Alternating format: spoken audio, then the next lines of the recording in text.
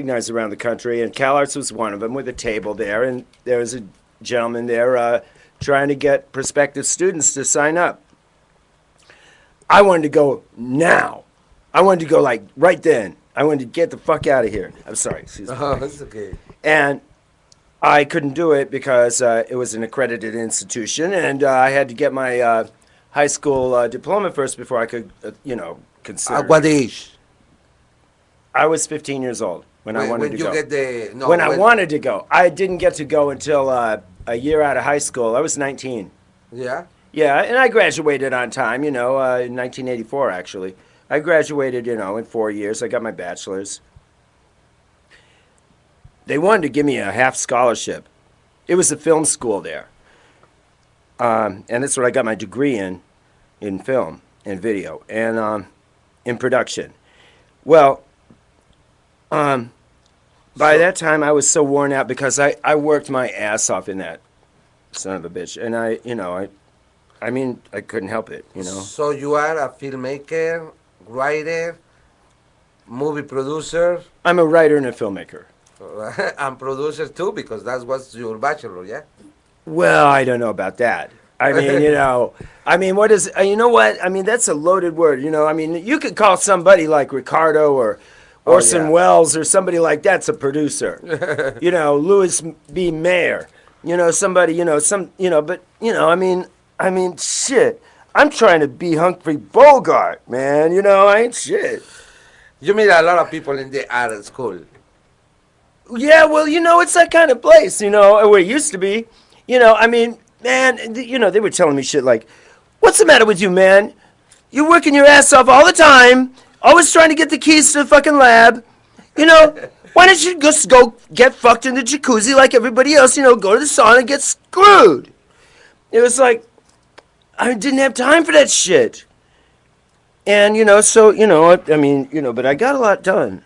And it was weird, but, and I took it seriously, and I still do.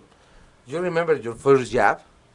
Your first, I don't know, your first filmmaker, That's the movie? thing. Yeah, see, I'm an independent filmmaker. Yeah, but If you anything. remember what is the first one? Well, not really, because No? it's all touch and go all the time, and then over the years, and somebody in my position gets a break, and they get to write for a TV show that's the hottest shit on the planet for about 15 seconds, Wow. and that's cool, I mean, and then now of course the Flux is dated, but it's supposed to be dated.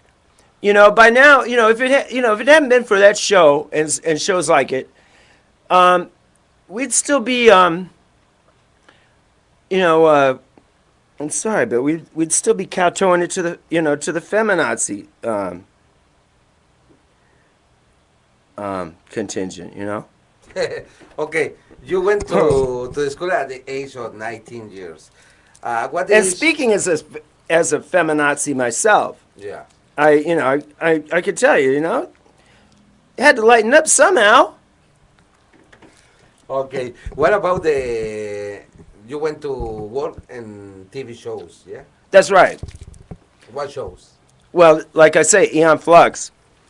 This is your first. That was when I really cut my teeth in writing for television or any kind of screenplay, teleplay, situation. I mean, God, what am I doing eating a candy bar on the show? This is really I don't embarrassing. know. I'm sorry. You can do whatever you want. Yeah, I know, but you know what? I mean, why can't I want to do things that are like, like normal and presentable? You are not the normal. We are supposed to be. We are the normal. You are the normal. No. I used to think so. I found out that I was pretending to have a problem. Anyway, you got the cutest little doggy right here. Yeah! How you doing, Beep Chop? Dap dap. Yeah. Okay, you found some people in the art school, yeah, Right. and you write about influx. No, it was it was Eon Flux was um, the creative invention of one of my best friends, Peter Chan. Peter Chung, that I met there at that place. Um, and he came up with this idea about um,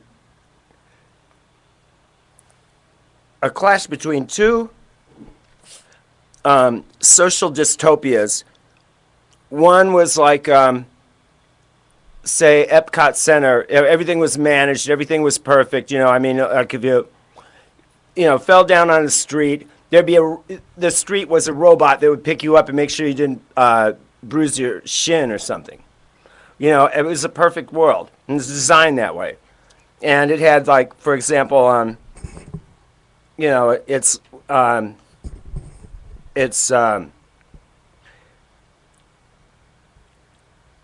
leader was okay. It was the chairman of Brenya, whose name was Trevor Goodchild, and there were others before him and others after him and all this. It was a regime, and it was perfect. It was perfect. It was perfect world and ensured as such with an iron hand. So it was total power and control trip. Bureauligarchian scenario. And that was one dystopia. The other dystopia was an anarchy that was comprised of individuals who were very individuated and didn't have any interest in, like building something or making a big great society or a perfect world or anything like that. They weren't even interested in one another, except for maybe a sexual liaison or something. And so in a way it was kind of like a battle between the new wavers and and the punk rockers or something like that. And it was like, this is a story about, this chick running around battling evil in a G-string with a weird hairdo. They call the liquid television.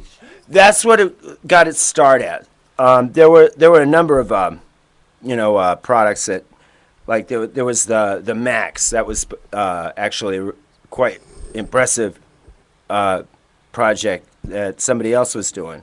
Peter Chung was doing Eon Flux. He hired me on board when they got to do a series of episodes, and so I got really, really involved in it. And even though I wasn't one of the creators of the show, I'm considered as such these days. Much to my... You got a book about that. Yeah, I co-authored the graphic novel that was based on it. And that was released as a tie-in for the movie and stuff. The movie... That book is relative to the Iron? What? The book is... You write the book. Yes, I was a co-author. Oh, okay. With Eric Singer. And what we did was we decided we were going to develop the origin of this dual society. Anarchists and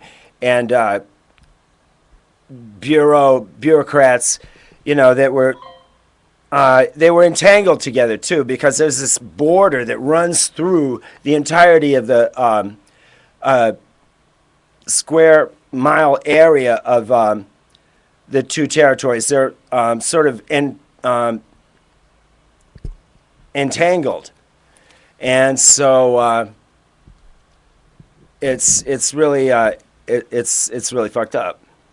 So there's these turrets that go around and murder people who are trying to cross the border, trying to So you try to do another point of view about the perfect world that's supposed to be we are living. Yeah. Well, I mean, you got one projected utopia that ends up not being such. The whole anarchy theory.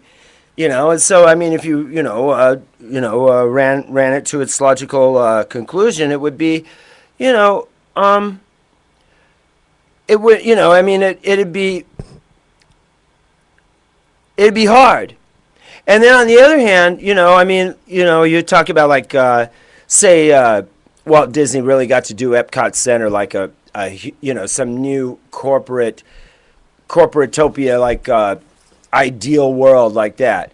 Well, that would be like Brenya, which was the perfect world people, the bureaucrats. Well, I mean, after a while though, that just becomes just another day at the office, and you got the same situation. People don't get along with themselves, so what's the point of trying to project these incredible ideological structures out into um,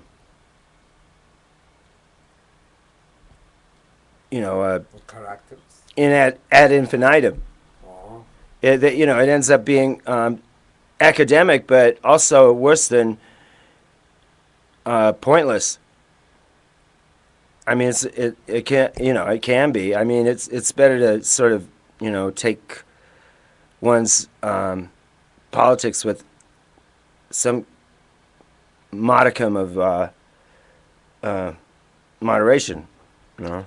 I saw one video about that you make. Yeah, one long video Okay. that is talking about war, about lights, about flashes, about. You showed me that video. Do you remember?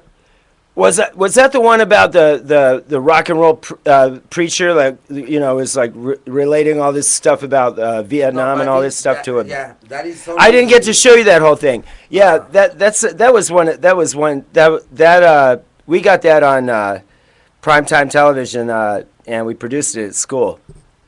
Actually, that was a student project. so that is you started when you was in the. I was Uh, 22, wow. and we got 5 minutes. We got a 6-minute video on the air, out of the color studio at Cal Arts. Yeah, and we were the only ones who did it. Me and Simeon Sofer and a Oh. couple other people. And we took. I mean, we really busted our ass on it, but I still got a copy of it. It's sort of it's poison because it makes you think. It gets you going on a certain kind of tangent about like, yeah, okay, and before you know it, you're bobbing your head along to a fascist diatribe that in the name of God and country, and this guy's a bloody maniac who's fucking talk like shooting off his mouth to the rhythm of the music and shit. That's what that piece is. So it fucks you up. Yeah, that's true. It's called Crisis. I got to show it to you sometime, man. It's the one I wanted to show I you. have to see everything, all the video complete. Yeah, because I see you show me one part. Yeah, one part of the video. Yeah. I didn't even get to show you all of it. But, I mean, you didn't see it, but yeah, we did a lot of crazy shit, man. Okay. I have. And then there's this other thing. I could tell you about all these projects because you know what? You got to do something. Yeah. You're productive. You do shit. I mean, you got a show. I don't got a show. No, it's okay, but you are a genius. Huh? I appreciate that. That's very nice of you to say. You know what? I'd like to believe that. I'd like I to don't believe say- that. I read something about you are a genius. You know what? Yeah, but you know what? I don't know about it because genius is really an adjective. It's not a noun. Intellectual is an adjective. It's not a noun. It's something that you are, or a quality that you share. It's not something that stipulates or identifies you as such. So you. So don't- you can have an intellectual idea or an intellectual moment, or you can be intellectual about something you're talking about, but you cannot be an intellectual. You cannot be a genius. Okay. You can have genius, you can experience genius. But, So you would prefer that the people call you intellectual? Or I love it when you call me a genius. Yeah. I love it, man. You are a genius. Yeah. Okay. I'm a genius of love. Yeah. For how long? Okay. You was in the art school for how long? Well, I got my bachelor's degree there. It was a 4-year degree. 4 years. Yeah. Okay. And after that, you went to the TV show. No, I just kept working, doing like working on somebody's project or somebody else's project, and that's what I was saying before. Is that your work as an independent artist, writer, filmmaker, beatnik like myself, is cumulative. And the things you do sort of over time they congeal into different tangents, different, and finally different final products. Only now at 52, I've come to see the fruition of for example, that little animated thing I was showing you on my laptop. That's taken me 30 years to develop that. 30 years. Yeah. Well, it's all hand. It proceeds from hand drawn cells. So it's It's not computer. very hard to survive for yourself. Yeah, make a filmmaker like with your own projects. Man, yeah, you know it. I mean, it's not. Being an artist in America is not an easy vocation. Uh, it can kill you. Um, I mean, who's got the resources to spare? I mean, you're just like anybody else. You got to work every day. You got to, spend whatever time you can just making ends meet and keeping a roof over your head.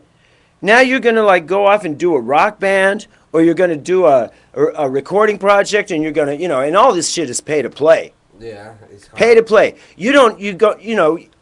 I never made a dime doing anything that I do. Even the show, the Eon Flux, I could have made more money waitressing. Literally.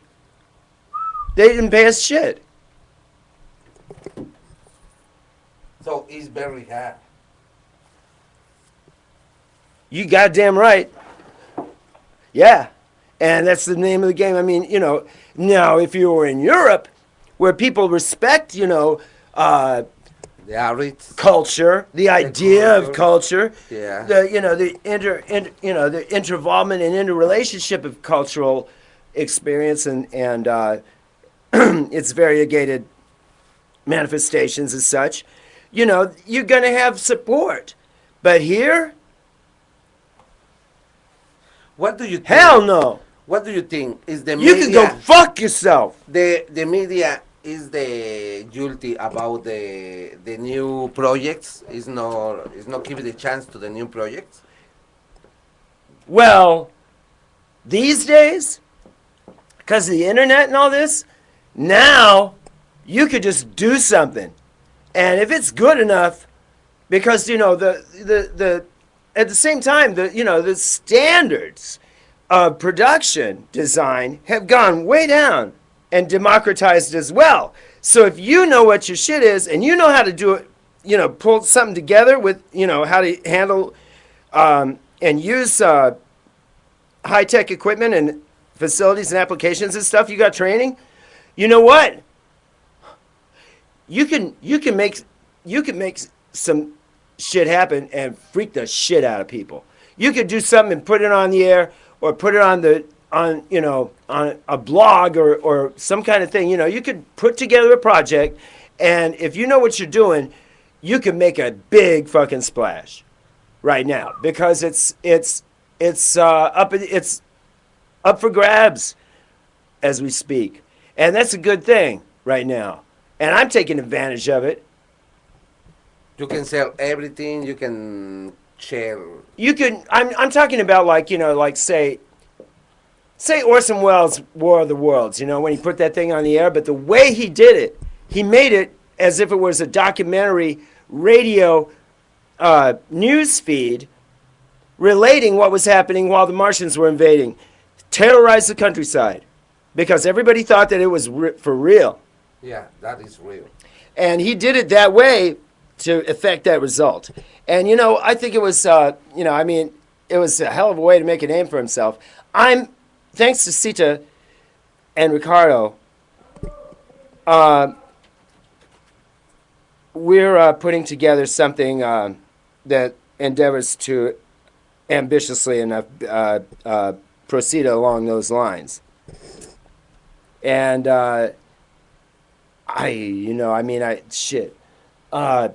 you gotta. I'm a very ambitious motherfucker. Like everyone's. That's good. Like most of the people, yeah. That all the artists, yeah, we are ambitious and we want Yeah, yeah, to and be you. the stake, to be the first one to show the something that is very successful. Well, shit, or at least one of the ones. I don't care about being the first. Yeah. I just care about being there. In Yeah, I'll in take a there. number. I'll take a number. I'll get in line. Yeah. Yeah. I get along. I don't like being, number. I ain't no number one. And if I were, I wouldn't feel comfortable either. Because what the fuck? Then nobody else is fighting for it. Yeah. Fuck that. Let me put some songs, and we take a little break. What do you think? Yeah. I got numbers. I got songs and shit. Yeah. You can play some of my shit. Okay, that's good. But I don't have it. I don't have. Ustedes dicen más o menos así.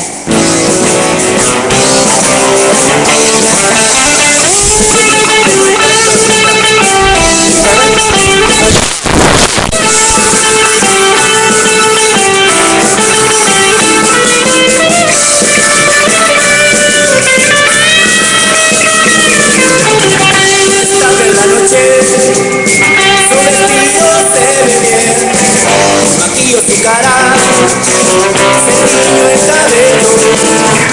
Después me pregunta, no me miro bien, le digo sí, eres hermosa esta noche. Vamos a una fiesta y todo voltea al ver la belleza que está junto a mí. Después me pregunta, ¿y te sientes bien? Le digo sí, me siento bien en esta noche. Me siento por el amor, me veo en ella, todo lo que he hecho mal, me siento decir también cuando te adoro.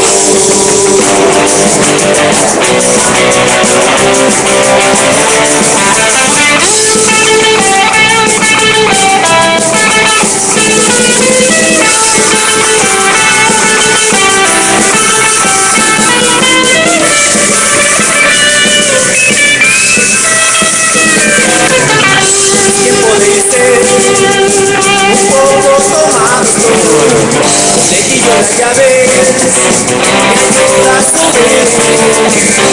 Luego le dije, apaga la luz, dijo que yo te despierte en esta noche. Me veo por el amor, me veo en que bella, todo lo que he hecho mal, no decir también cuando te adoro.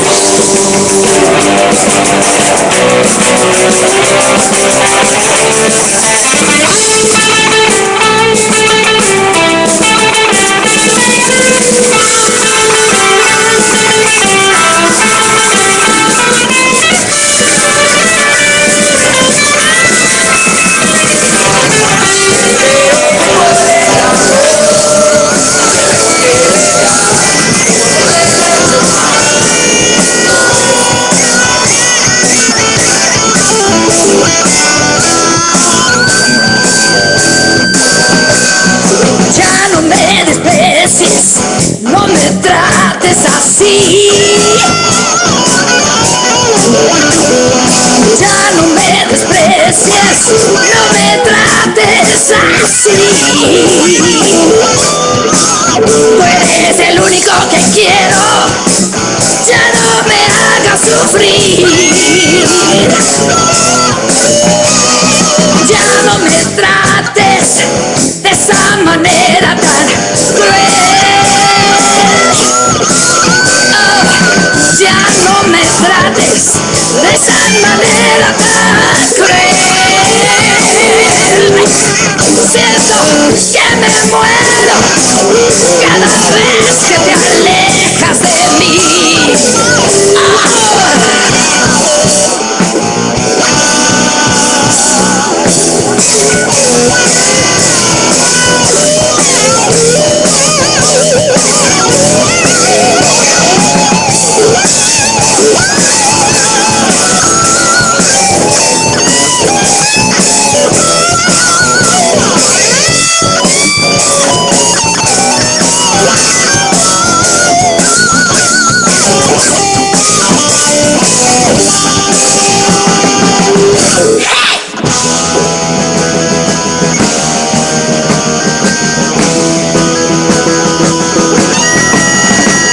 Decías que me amabas, que era todo para ti. Y ahora resulta que no es así. Y ahora resulta que no es así. Oh no. No, no, no, no es así.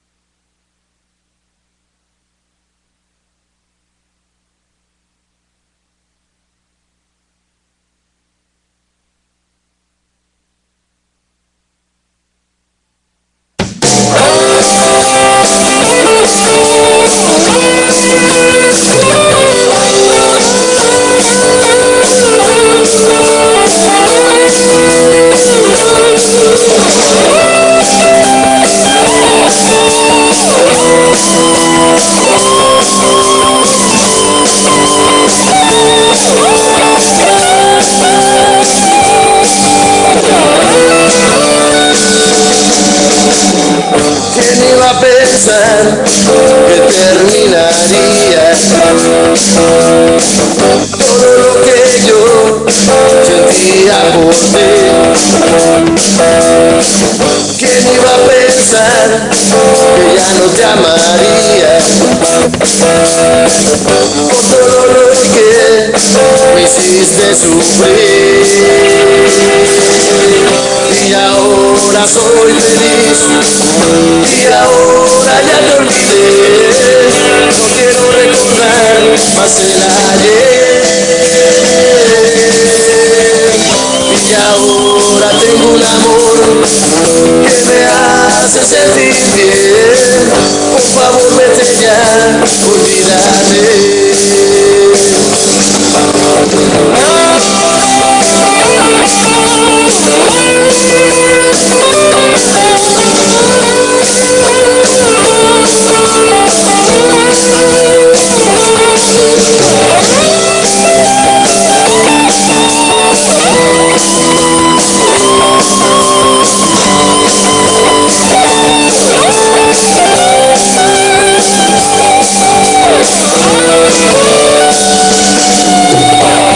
¿Quién iba a pensar que me buscarías pidiendo perdón para volver? ¿Quién iba a pensar que yo te diría ya no llores más, hipócrita? Y ahora soy feliz, y ahora ya te olvidé. No quiero recordar más el ayer.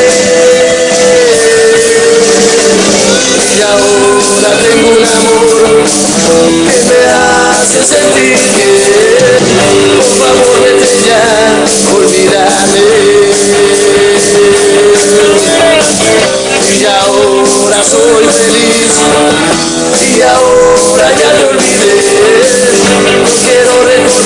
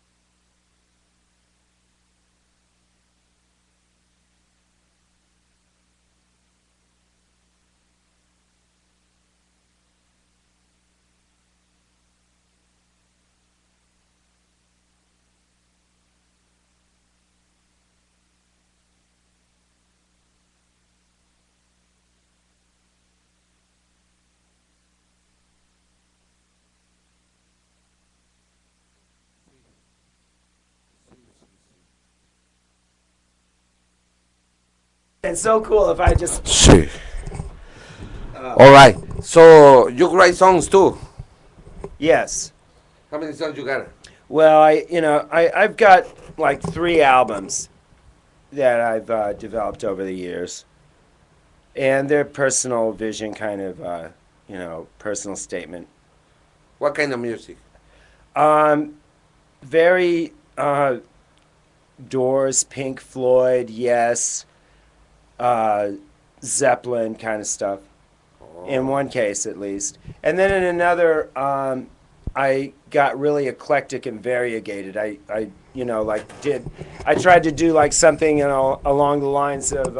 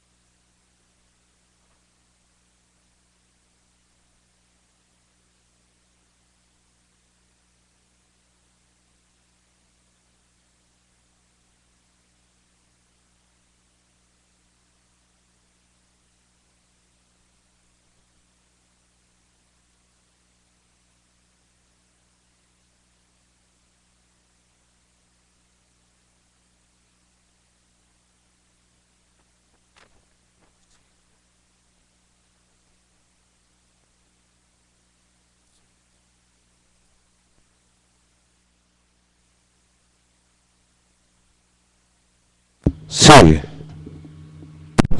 sí. Ok, ahora sí. Sí. Bueno, we are very proud to be Oh, to you are here. Yeah, I'm proud to be because here, man. man, that is fucking good. Sorry Hell for the yeah. language too. You Yeah. uh, you say the same, but okay. You wanna add something else?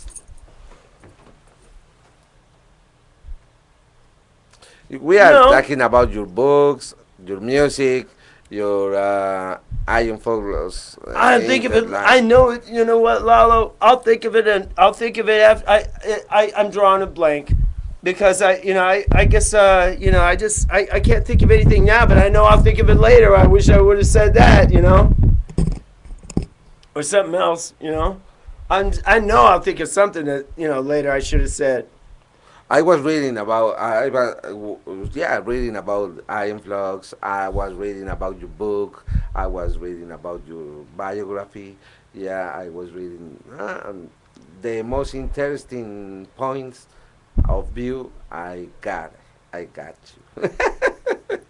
Okay, Yeah, that's good. I'll do my job. I want to talk to the people about your new project that is Boys something. Knuckle Boy, Knuckle Boy. Knuckle action, Boy. real politic. Yeah. So It's about Los Angeles turned into a police terror superstate. I'm pretty sure they're gonna be a bomb, a really bomb. Uh, okay. I think this I all think for LA will us. beat me to it before I get to fucking write the damn thing, Yeah. if it hasn't already. Hold on. Something happened with this motherfucker.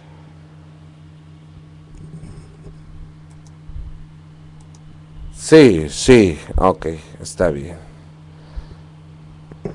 Bueno, sí, sí, sí. Bueno.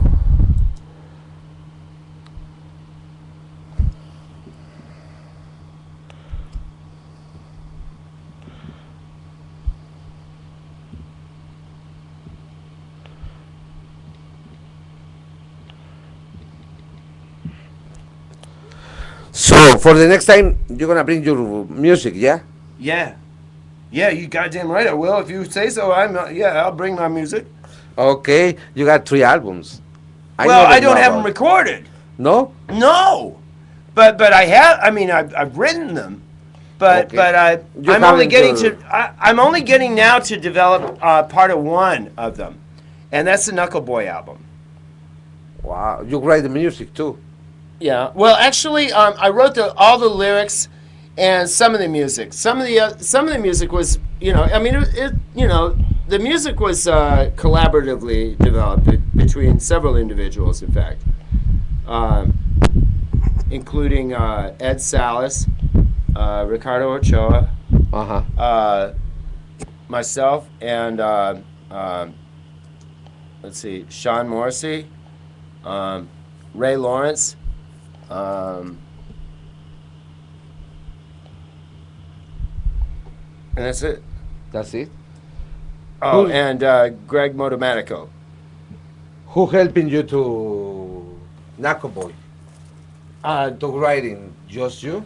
I do all the writing except for Peter Haskell, who actually collaborated with me on the development of the first draft of the script. Uh, originally it was going to be a screenplay, and we together we wrote about 300 pages and developed a scenario, but it's really a movable feast. I mean, Knuckle Boy has turned into several things over the years, but not until now has it actually had the opportunity to be fully developed into an actual production in any form. Okay, let me put just some music and we return to say bye to the people. Ya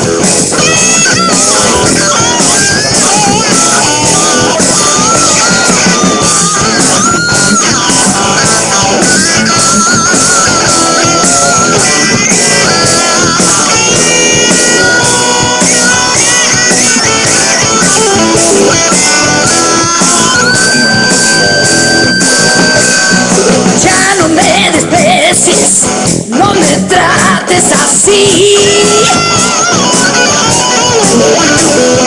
Ya no me desprecies, no me trates así. Tú eres el único que quiero, ya no me hagas sufrir. Ya no me trates de esa manera tan cruel. Oh, ya no me trates de esa manera tan cruel. Siento que me muero cada vez que te alejas de mí.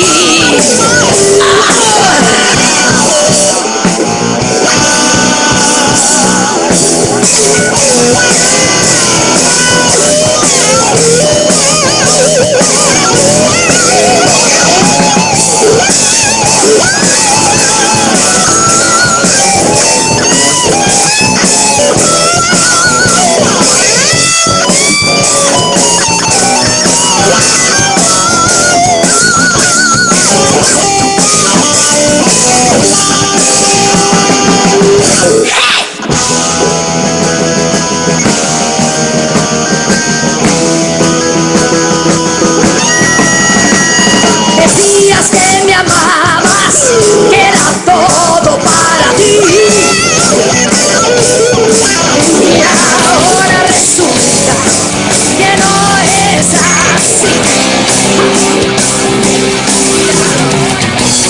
Han pasado los años, de mí te has olvidado. Sé que sigues buscando, pero no has encontrado alguien que te ame como lo supe hacer yo.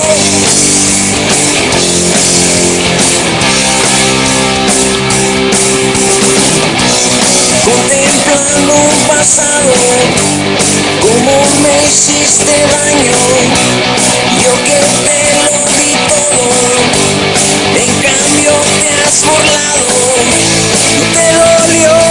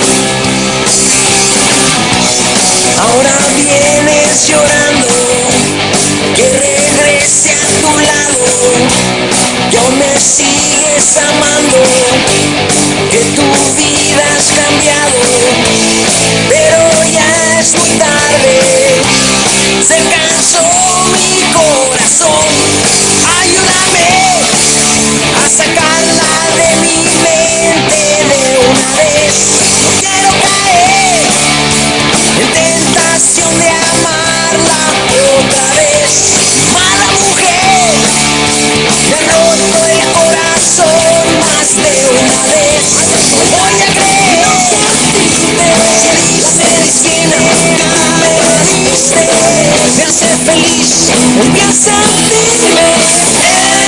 ¿Dónde estás, María?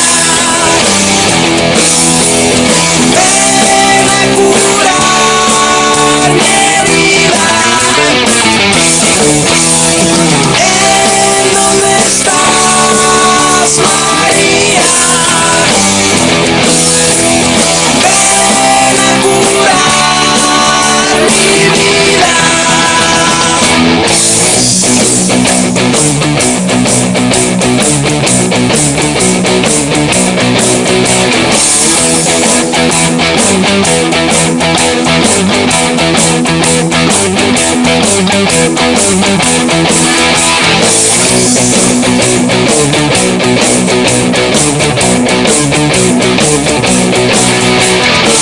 Esta mañana siento morirme. Cuando no estás, mis ansias piden la medicina que tú me diste. Lo que me das nunca me rinde. ¿Dónde estás, María? Ven a curar mi herida. ¿Dónde estás, María? Ven a curar mi vida.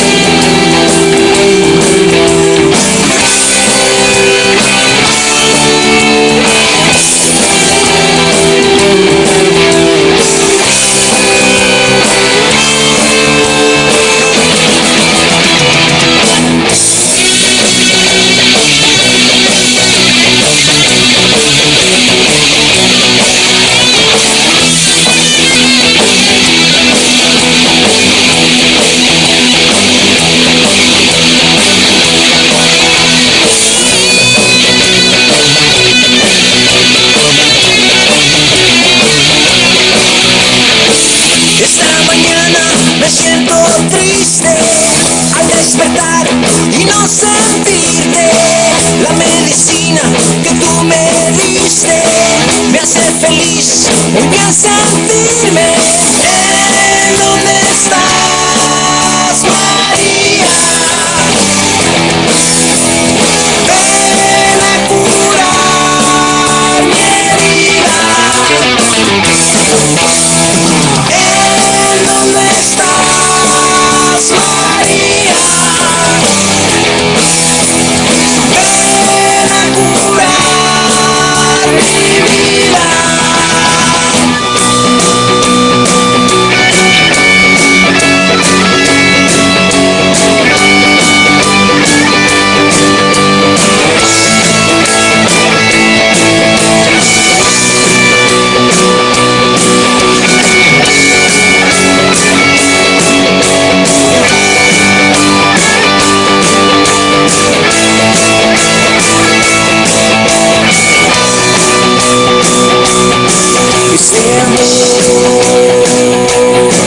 Este amor que existió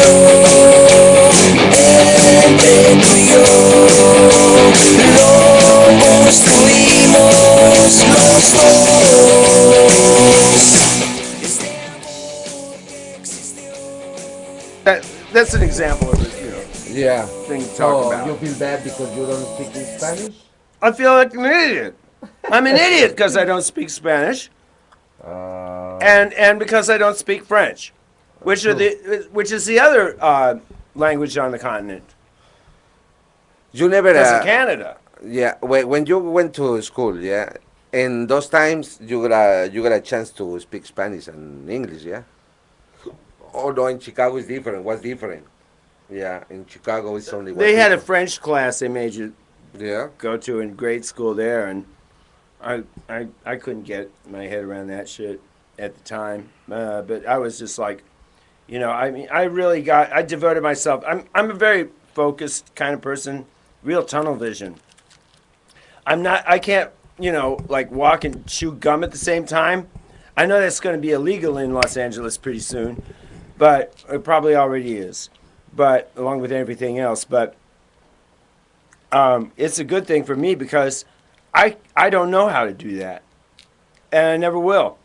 I can't multitask to save my life. I'm like hardcore focused on that objective, and I'm going to go and get it, and that objective is going to get got. And so that's how I work. I'm very direct, very targeted. I'm a double Aries with Scorpio rising. Go figure. But you got a lot of ideas. So I got one language that I fucking learned, but I Yeah. learned it really well. Most motherfuckers who speak English don't know what the hell I'm talking about because I use like English words that, actually extravagate the parameters of the language. I mean, I'm really, really good at it. One thing, but that's me. That's just a limitation that I have. I'm, in a way, it's a blessing, but it's also a handicap to be, like hyper focused, hyper directed. You get things accomplished, and you see a thing and you lock on it, and that's your objective and your target.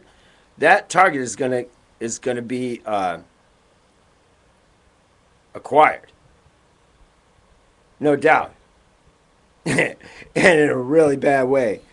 But at the same time, you miss out on the peripheries. You miss out on the nuances, the subtleties, the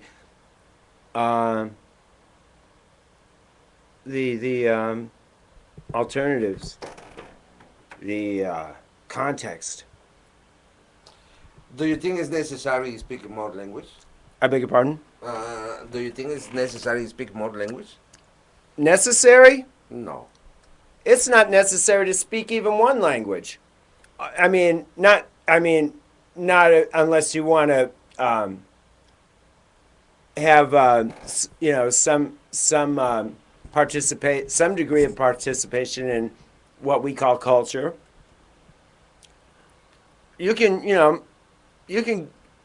go through life and be a total fucking Luddite and not know shit and not even know one language. So is it necessary? No. No. But if you're going to be, civilized, if you're going to have any kind of society, it's necessary to know all languages. You have the chance to. Oh no, you have no time. Yeah, right now. You are very busy right now with your projects. I really want to learn. I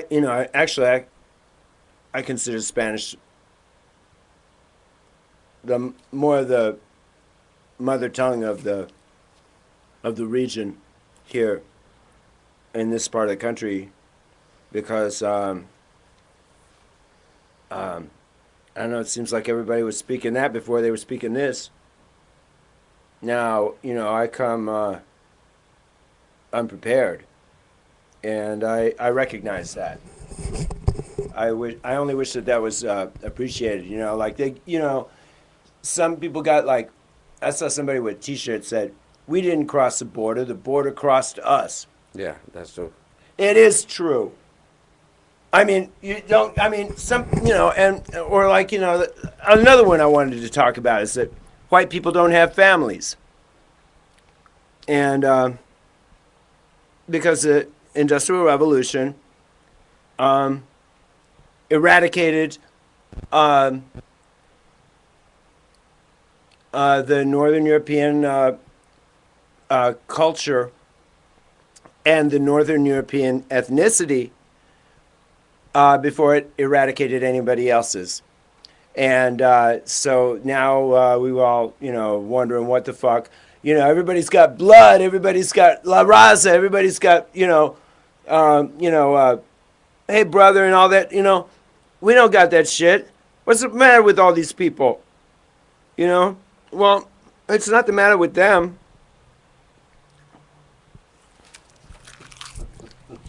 It's not. That's a shame. You know, yeah, have you ever heard of Irish dancing? There is such a thing. You know, there was.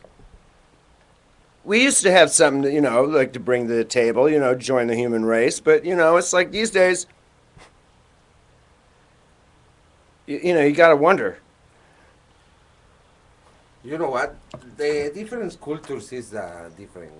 Everything is different. Your culture is different to my culture. Right, You right. say It's in a your rainbow. culture- It's a yeah. In your culture, you say you eradicate all the people. You got no parents. Yeah, most of your people. Yeah, they. We hate our in-laws.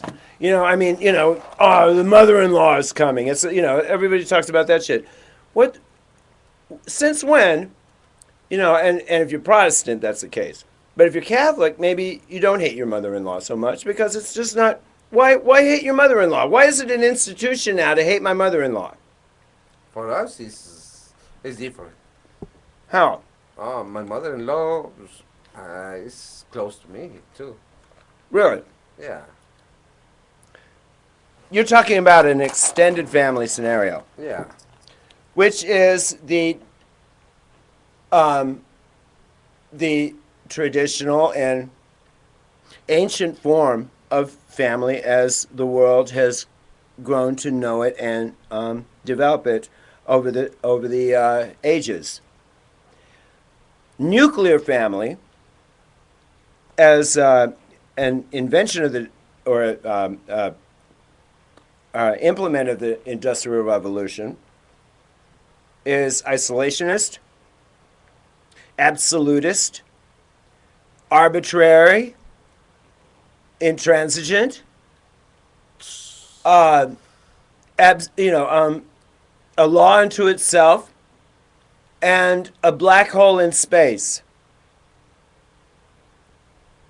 a singularity. Where do you leave the war? And it's the like love? that's why the Kubrick's movie The Shining was really about the isolationism of the American family model. Oh, yeah. In America, It wasn't about the modern version of the Donner Party or it was about the annihilation of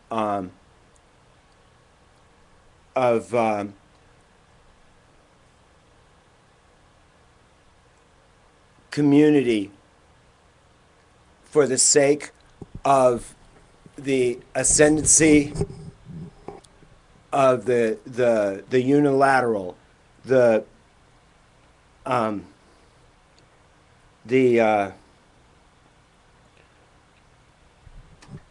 totalitarianism of the Leave It to Beaver, Hugh Beaumont,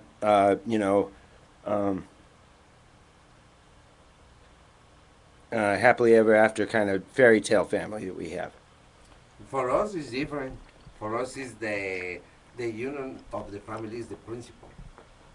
It's the union of the brothers, the sisters, the mother, the Well, father, the right. son, the grandsons, and even if you got a big family, it's better for you. That's right, and there's a reason for that, because if you've got Uncle Bill watching Uncle Jerry, watching Uncle Sam, and watching nephew Johnny, little, and everybody's like thinking, okay, we're gonna get the the girls are always like the target of incest and shit like that in a nuclear family scenario. Why? Because it's isolationist and there's nobody to turn to. A man's home is his castle and rugged individualism, all this fucking bullshit. Well, you know what that precipitates is a situation where there is no recourse, because you don't have your Aunt May and your Aunt Mary Jolly and your like all your extended significant others in a wide tapestry of interconnected life.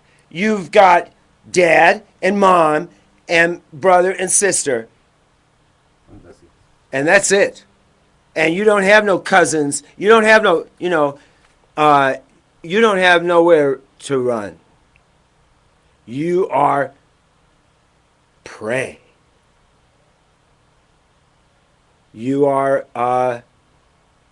spoiled rotten. This is your point of view. That's cool. It's my observation Yeah. of what I perceive to be a development over the past 150 years. It's actually, I've given you a thesis of mine. Why white people don't have families in America. How do you expect in 20 years? You're gonna be alone? You continue alone? I know that there's some reason why um, Jack Nicholson is chasing Wendy through the corridors of the Overlook Hotel with an axe at the end of that movie. Yeah. And I know that that's very strange that speaks to the um, um, emotional experience of a large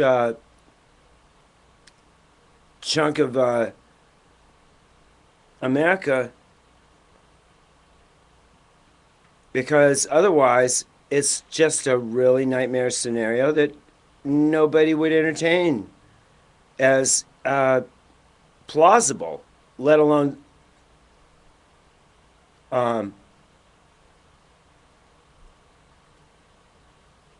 significant. But in your life, In my life, yeah. What do you expect in 20 years? Be alone, or nevertheless have yeah, exactly. a I couple don't. or something? I really fear for that. I fear for my. I fear for the continuity of my. Um,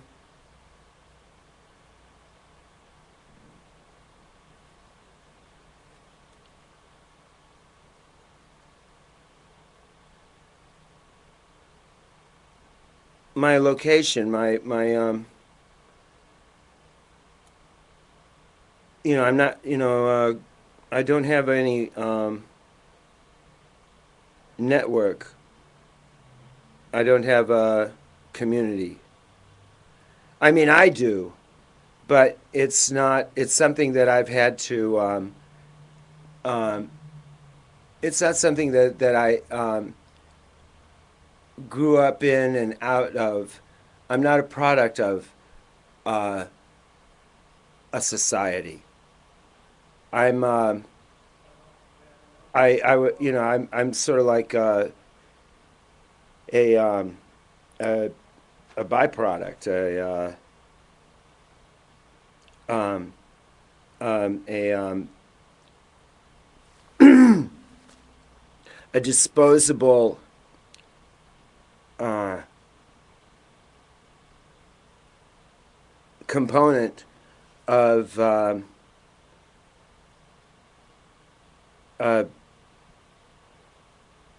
a pick apart panoply of unrelated uh, and alienated appliances in a landfill somewhere in New Jersey. Yeah. I mean, I'm being like poetic in a way, but I'm drawing a really abstracted analogy, but yeah, basically, uh, I have no belonging. I have nothing intrinsic. You know what I mean? Nothing cultural in that sense. Nothing ethnic, and I have to wonder why that is uh, so typical for people like myself, and why in the world more of my compatriots, so shall we say, why it never occurs to us to question how that could be the case and why is that so extremely and egregiously out of place. So you live your life day by day. A nation of strangers. I mean, in my case, of course, I'm um, I really am. I suffer from a condition called STS, which other sore thumb syndrome. In other words, stick out like a. I'm a freak, and I really am one. I really come by it honestly. It's not something I've, cultivated or endeavored to become. You have to take some pills or something for. No, I'm just saying. I'm just very. I stick out because I really am different. Uh-huh. I am, and I mean different. And so, in my case, of course, no matter whether white people had families or not, I'd still be out, Definitely. out on my ear. But,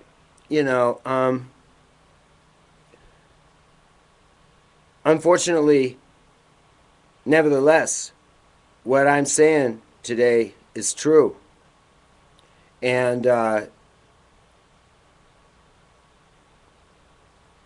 don't know about you, but I know that I'm proud of the fact that I've made an effort to join the human race. And I endeavor to do that and to become part of the family. I'm very proud of that. I'm very proud. Okay, Me too. I'm pretty safe for being here.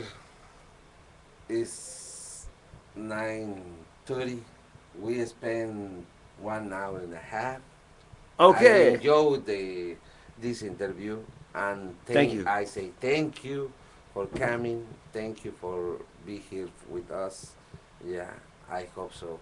And pretty soon days you can bring your music. You can stay right here. I'm gonna put some music. Yeah. Yeah. Okay. That's it. Esto ha sido lo que es la vida de un genio, la vida de alguien verdaderamente exitoso que ha estado, ya escucharon, para mucha gente se salieron a lo mejor, para los que alcanzan a entender, muchos, ya saben, mucha raza del DF también puede hablar inglés, pero esto fue la entrevista con Mark Mars, un realmente genio.